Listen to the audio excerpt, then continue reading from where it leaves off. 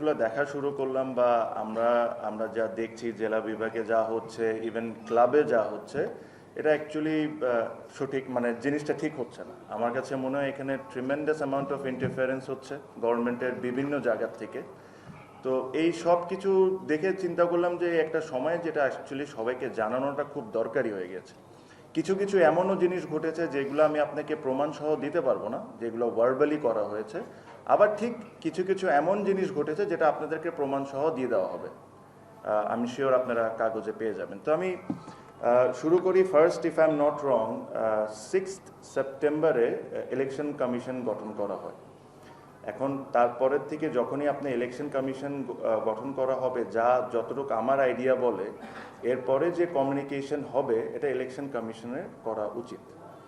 But আমি 17 তারিখের দিকে যাই, যখন ফার্স্ট একটা জিনিস বলা হলো যে 17 তারিখ will be the last date of submission of councillors, এটা হবে লাস্ট ডে।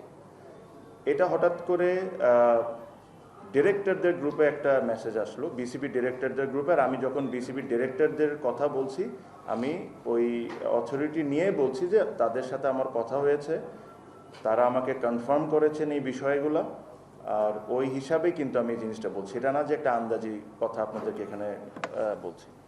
17 তারিখে হঠাৎ করে 16 তারিখ বা ওনাদেরকে জানানো হলো যে এই টাইমটা আমরা এক্সটেন্ড করব, এটা 17 থেকে আমরা 19 তারিখে নিয়ে যাওয়া হবে।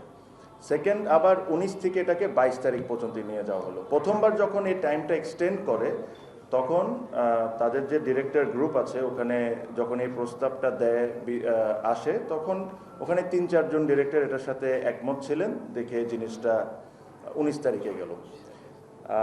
সেকেন্ড টাইম যখন এটা এক্সটেন্ড করা হয়, তখন কিন্তু একটা মানুষ ছাড়া, বিসিবি প্রেসিডেন্ট ছাড়া আর কেউ হ্যাঁ বা না কোনো কিছুই বলা হয়নি, ইনি নিজ ইচ্ছায় জিনিসটা এক্সটেন্ড করে দিলেন।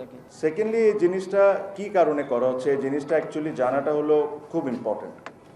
যখন এই প্রসেসটা শুরু হলো জেলা বিভাগে, নর্মালি আমরা যা জানি বিসিবি গঠনতন্ত্রতে যে জিনিসটা আছে, যারা যোগ্য স্পোর্টস রিলেটেড যারা, তাদেরকে ডিসি চাইলে কাউন্সিলরশিপ দিতে পারে। This has been the case for number of years, number of elections. But এইবার সাডেনলি একটা জিনিস নতুন লক্ষ্য করলাম যে অ্যাডক কমিটি একটা করা হলো।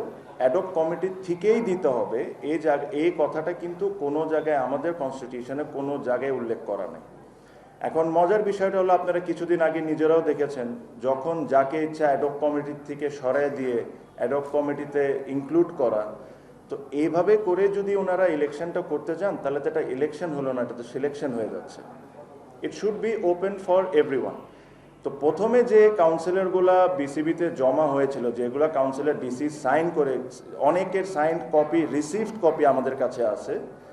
যখন এই কাউন্সিলরগুলো যখন বিসিবিতে জমা হয়, তখন আমি শিওর তাদেরও একটা ক্যালকুলেশন আছে তাদের লোক কারা আর তাদের লোক কারা না। তখনই এই টাইম এক্সটেনশনের বিষয়টা ভেরি ক্লিয়ারলি এভিডেন্ট হয়ে গেল যে না, আমরা হচ্ছে না, আমাদের অন্যভাবে করে এদেরকে প্রেশার দিতে হবে, এভাবে করে আমরা পারছি না। আমার প্রশ্নটা হলো যে এই গভর্নমেন্টের পক্ষপাতী হওয়ার দরকারটা কি?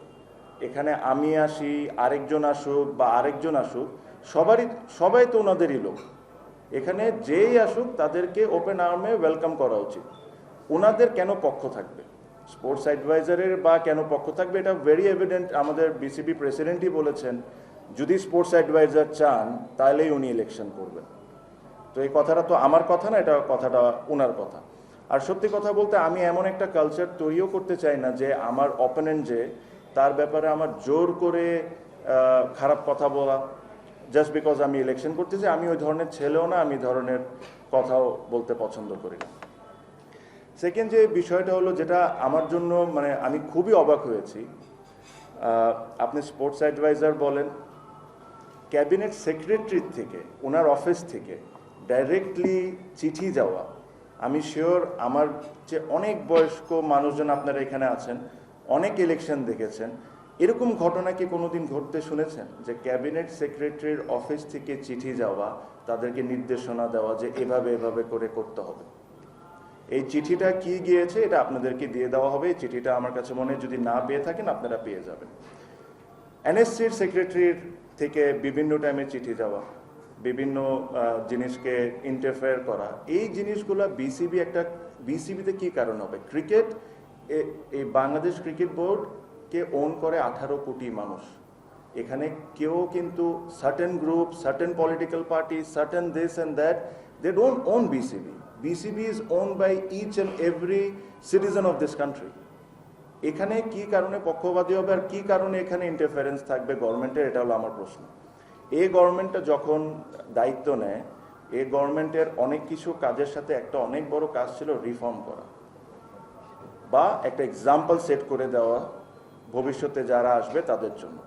এখন যদি এক্সাম্পলটা এরকম হয়, এরকম ইন্টারফারেন্স করে, তাহলে এটা তো একটা কোয়েশ্চেনেবল জিনিস হয়ে যাচ্ছে। সো ঠিক এভাবে করে আমি আরেকটা জিনিস আপনাদেরকে উল্লেখ করতে চাই, যেটা হলো বুলবুল ভাই রিসেন্টলি আমার মনে হয় একটা ডেইলিতে ইন্টারভিউতে একটা জিনিস বলেছেন, যে উনি ইলেকশন কেমনে হয় ওনার কোনো আইডিয়াই নাই, উনি কোনো কিছুই জানেন না ইলেকশন কেমনে হয়, হি হ্যাজ জিরো আইডিয়া। তো যদি উনি কোনো কিছু না জেনে থাকেন, আপনারা রিসেন্টলি একটা চিঠি পেয়েছেন না, যেখানে উনি নিজে সাইন করে পাঠায় বলছেন যে আগের যে কাউন্সিলরগুলো ছিল তাদেরকে বাদ দেওয়া হোক, অনলি অ্যাডপ কমিটির থেকে অ্যাপ্রুভ করা হোক, নতুন করে আমরা ফর্ম পাঠাচ্ছি। যে চিঠিতে উনি সাইন করেছেন, আগের সব চিঠিতে কিন্তু সিওর সাইন করা। কনস্টিটিউশন হিসাবে যতটুকু আমি জানি, যদি ভুলে থাকে প্লিজ আমাকে জানাবেন, কনস্টিটিউশন হিসাবে উনি ইলেকশন কমিশন গঠন হওয়ার পর থেকে উনি কোনো ধরনের কোনো চিঠিতে সাইন করতে পারবেন না। ইন হোয়াট ক্যাপাসিটি এই চিঠিতে তিনি সাইন করে বিভিন্ন ডিসিদেরকে পাঠানো হয়েছে? উনি তো ক্লেম করেন উনি ইলেকশনের ব্যাপারে কিছুই জানেন না। তাহলে এত বড় একটা চিঠি এত কিছু উল্লেখ করে যদি পাঠায় থাকেন, তাহলে নিশ্চয়ই উনি ইলেকশনের ব্যাপারে অনেক কিছুই জানেন। সো আমার কাছে মনে হয় যে এই নোংরামিটা আমাদের করার দরকার নেই। আমি সবসময় একটা কথা বললাম, cricket is for all, cricket is not for any individual, it is not belongs to a particular political party, it belongs to Bangladesh. Election হবে ফেয়ার ইলেকশন হবে, এখানে কোনো ধরনের কোনো পক্ষপাতী থাকবে না, কোনো ধরনের কোনো গভর্নমেন্টের ইন্টারফারেন্স থাকবে না, এটাই আমরা আশা করি। আর এর চেয়ে বেশি আমার আর কোনো কিছু বলার নেই। আমার কাছে মনে হয় যে আমি আমার পয়েন্টগুলো খুব স্পেসিফিকলি আপনাদেরকে জানাতে পারছি।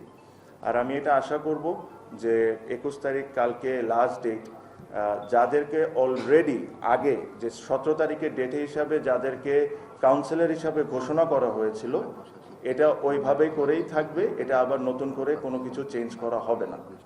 সো আমি এটাই আশা করি আপনারা আমার কথাটা ভেরি ক্লিয়ার হয়েছে।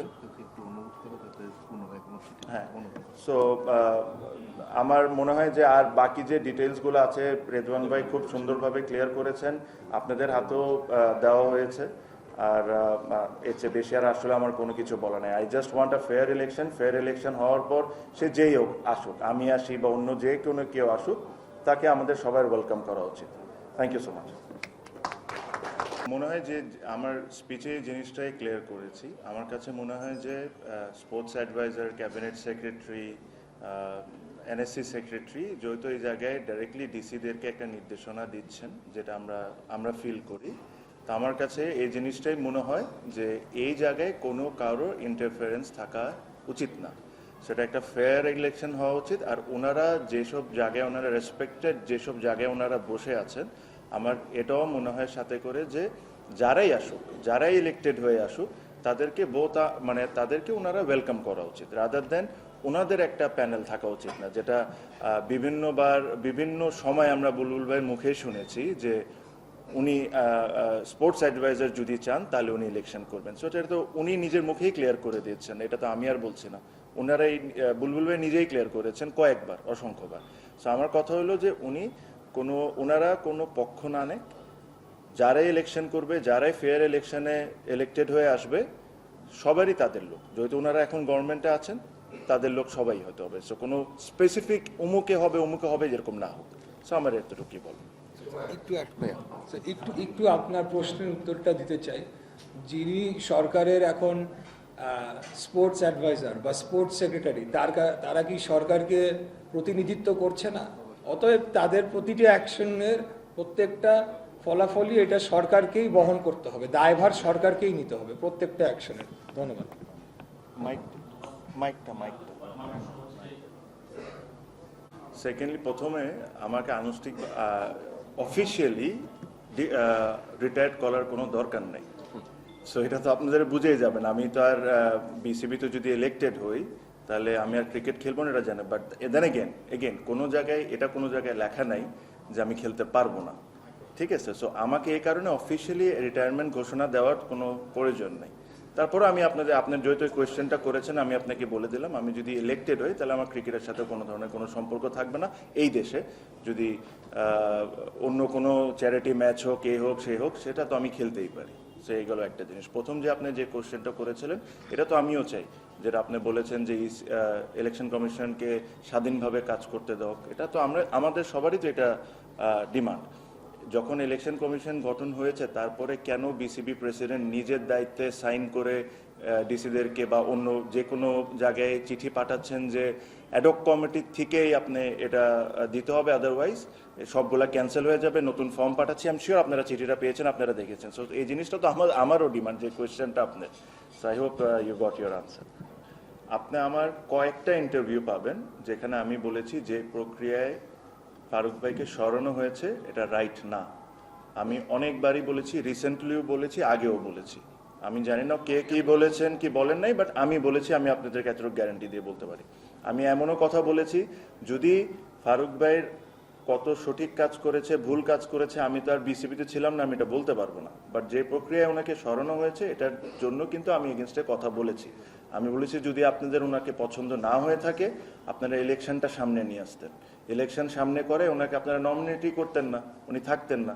বাট উনি যেহেতু একজন ক্রিকেটার, একজন রেসপেক্টফুল মানুষ, সবার সম্মান সবার কাছে কিন্তু অনেক বড়। সো আপনি যদি ব্যক্তিগত আমার কথা বলেন, I have said this in multiple newspapers and multiple interviews of mine. আমার সাথে যেহেতু ওনার সাথে একটা ভালো পরিচয়, আমার সাথে একবারই এই বিষয়ে কথা হয়েছে। আমি যেটা আমার স্পিচেও বলেছি যে আমি ওখানে বলেছিলাম যে আমি আসলে কোনো কিছু চাই না, আমি একটা জিনিসই চাই, একটা ফেয়ার ইলেকশন হোক, এর চেয়ে বেশি এরপরে আর আমার সাথে এই বিষয়ে কোনো কথা হয়নি। সো চিঠিটা বুলবুল ভাই সাইন করেছেন, ওখানে এত ভুল আর এত জিনিস ওখানে এগেনস্ট দ্য ল আছে, এটা কিন্তু একটা প্ল্যানও হইতে পারে, আমি অস্বীকার করছি না। বিকজ ওই চিঠি দিয়ে কিন্তু যে কোনো মানুষই রিড করবেন, সো রিড করলে ইলেকশন পোস্টপন্ড হয়ে যাবে, ওনারা একটা অ্যাডক কমিটি বানিয়ে নিতে পারেন, এভরি পসিবিলিটি। আমি এটাকে কোনোভাবেই জিনিসটা দেখতে চাচ্ছি না। আমার এখানে আরেকটা কথা আছে যেটা আমি বলতে চাই, যে রিসেন্টলি আমি দেখেছি কোয়াপ থেকে 15টা ক্রিকেটারের নাম দেওয়া হয়েছে ক্যাটাগরি সির জন্য। ওখানে কোয়াপকে রিপ্লাই করা হয়েছিল বাই দ্য বিসিবি প্রেসিডেন্ট যে গঠনতন্ত্রতে এরকম কোনো কথা লেখা নেই, এটা 5 জন বিসিবি প্রেসিডেন্ট দিবেন, 10 জন ক্রিকেট বোর্ড ডিসাইড করবেন যে কোন 15 জন ক্রিকেটার কাউন্সিলর হবেন। এখানে খুব সুন্দর করে উল্লেখ করছেন যে গঠনতন্ত্রের কথা। ওনার চিঠিতে গঠনতন্ত্রের এগেনস্টে যায় যখন চিঠি দিচ্ছেন, যেটা আপনার জেলা বিভাগে যাচ্ছে, সো জিনিসটা তো এমন হয়ে যাচ্ছে যে যেটা আমার জন্য রাইট ওটার জন্য গঠনতন্ত্র ঠিক, যেটা আমার জন্য রং ওটার জন্য গঠনতন্ত্র wrong. So that is not fair. So আমার কাছে মনে হয় যে এই জিনিসটাও দেখা উচিত। বিকজ আপনি ক্যাটাগরি সির যদি কথা চিন্তা করেন, ক্যাটাগরি সিতে যদি a part of government is favouring one individual, he is securing 20 votes before the election. 15টা প্লেয়ার নিজের ইচ্ছা নাম দিবেন, 5টা এনএসসির ভোট নিজের ইচ্ছায় দিয়ে দিতে পারবেন। 23টা ভোটের মধ্যে যদি 20টা আগের থেকে সিলেক্ট হয়ে যায় থাকে, তাহলে এখানে ইলেকশনটা কোন জায়গার থেকে হইল? আপনারা গঠনতন্ত্রতে লেখা আছে হয়তো বাইরে, বাট ইন আ গুড একটা ভালো এক্সাম্পল দেওয়ার জন্য, যেহেতু কোয়াব একটা এখন elected body, why don't you allow them to give 15 names? Very rightly mention ভাইয়া যে it is a different experience, but preparation না ভাইয়া। বিকজ আমি এই প্রসেসের মাধ্যমে যেহেতু আমি একটা অ্যানাউন্স করেছি যে আমি বিসিবিতে ইলেকশন করব, সো আমি এই প্রসেসের মাধ্যমে যাচ্ছিলাম। প্লাস যখন আমি ঘোষণাটা দিয়েছি যে আমি বিসিবি ইলেকশন করব, অনেকে জেলা বিভাগ থেকে যাদের সাথে যা যা জিনিস হচ্ছে they reach out to me. এরকম না যে আমারই লোক আমারই প্যানেল, এরকম কিছু না। অনেকেই নিজের থেকে যোগাযোগ করে বলছেন যে ভাইয়া এভাবে হচ্ছে এটা কি কিছু করা যায় নাকি। So I was aware of the whole process, what was happening. So এই কারণে আমার আজকে এখানে কথা বলাটা একটু সহজ হয়েছে। প্লাস বাবু ভাই আছেন, আরও এক্সপিরিয়েন্স লোকজন আছেন, মাসুদ ভাই, ওনাদের থেকেও এই জিনিসটার ব্যাপারে আমি সবসময় আপডেটেড হতে থাকি। এখানে অনেক বিসিবি ডিরেক্টর আসেন নাই আজকে, বাট অনেকেই যেসব জিনিস এখন হচ্ছে এটার এগেনস্টে, অনেকেই বুলবুল ভাই যে চিঠিটা উনি সাইন করেছেন এটার এগেনস্টে। সো আমি শিওর কালকে বিসিবির লাস্ট বোর্ড মিটিং এই লাস্ট বোর্ড মিটিংয়ের পর আপনারা অনেক বিসিবির কারেন্ট ডিরেক্টরদেরকে দেখবেন যারা এটার এগেনস্টেও কথা বলবে। Thank you. না আমি আবারও বললাম রিয়াসাত ভাই যে আমাদের সবারই ওই কালচার তৈরি করা উচিত যে জাস্ট বিকজ আমরা একটা ইলেকশনে যাচ্ছি জোর করে একজনের ব্যাপারে খারাপ কথা বলা বা একজনকে ছোট করা অ্যাটলিস্ট আমি এই জায়গা থেকে আমি কোনো সময় করব না। বাট যে কথাগুলো আজকে ওনার ব্যাপারে আমি বলেছি প্রত্যেকটার কিন্তু ডকুমেন্টেড, প্রত্যেকটা জিনিস সাথে কিন্তু উনি জড়িত। তো এটা দুঃখজনক আমার কাছে মনে হয় যে স্পেশালি যে লাস্ট চিঠিটা উনি পাঠিয়েছেন এটা অ্যাকচুয়ালি ইটস ভেরি স্যাড। এটা আমরা ওনার থেকে এক্সপেক্ট করি না। এটা উনি কার পারপাস ফুলফিল করছেন এই উত্তরটা উনিই দিতে পারবেন, বিকজ ওনার কোনো রাইটই নাই ওই জিনিসটাকে ওইরকম চিঠি পাঠানো প্লাস সাইন করা। আপনি যদি আগের সব চিঠিগুলো দেখেন আমাদের সিইওর সাইন করা, নিশ্চয়ই হয়তোবা সিইও এই জিনিসটা মনে করেছেন যে জিনিসটা ঠিক না, সঠিক না, এই কারণে উনি সাইন করেন না, এই কারণে যে প্রেসিডেন্ট এখন আছেন সে নিজ দায়িত্বে সাইন করে পাঠিয়ে দিয়েছেন। এটা আসলে এই উত্তরটা উনি দিতে পারবেন। Again is a very respectful man, আমরা সবাই তাকে অনেক সম্মান করি। বাট কিছু কিছু কাজ বা কিছু কিছু কমেন্ট এটা একটা কোয়েশ্চেন অবশ্যই রেজ করছে। কালার এক্সপার্ট, জর্জ স্যাপ এবং মাইল্ড অন হ্যান্ডস টেকনোলজি সমৃদ্ধ অরিক্স ক্রিস্টাল ওয়াশ আপনার লন্ড্রি এক্সপার্ট।